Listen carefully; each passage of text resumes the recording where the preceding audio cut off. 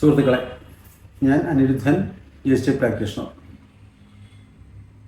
നമ്മുടെ നാട്ടിൽ 22/9/2025 മുതൽ നടപ്പിലാകുന്ന GST നിരക്ക് പരിഷ്കരണത്തിൽ കുറച്ച് ഐറ്റംസ് ടാക്സ് ഉണ്ടായിരുന്നത് ടാക്സ് ഇല്ലാതെയാവുന്നുണ്ട്.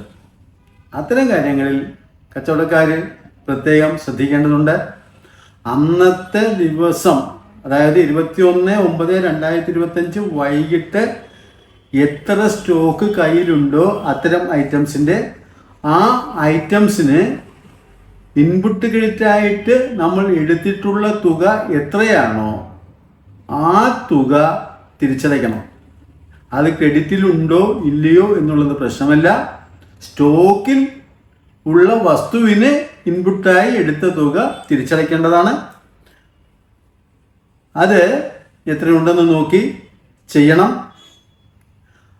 ക്രെഡിറ്റിൽ പൈസ ഇല്ലെങ്കിൽ ക്യാഷിൽ നിന്ന് ഉപയോഗിച്ചാണെങ്കിലും ക്യാഷ് അടച്ചിട്ടാണെങ്കിലും ആ തുകകൾ തിരിച്ച് അടയ്ക്കണം എന്നുള്ളത് ഈ പരിഷ്കരണത്തിൻ്റെ ഒരു ഭാഗമായി ചെയ്യേണ്ട ഒരു കർത്തവ്യമാണ്.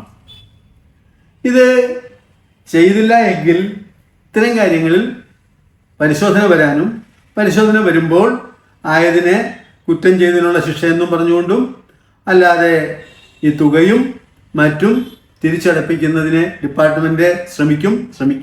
അങ്ങനെ നോക്കാതെ ഇത് വിട്ടുപോകാൻ സാധ്യതയില്ല. അതുകൊണ്ട് എല്ലാവരും ഇത് തിരിച്ചടയ്ക്കണം. തിരിച്ചടയ്ക്കാനായിട്ടുള്ള കണക്ക് സ്റ്റോക്ക് നോക്കി ചെയ്യണമെന്ന് എല്ലാവരോടും അഭ്യർത്ഥിക്കുന്നു. വേണ്ടുന്നത് ചെയ്യുക. ജയ് ഹിന്ദ്.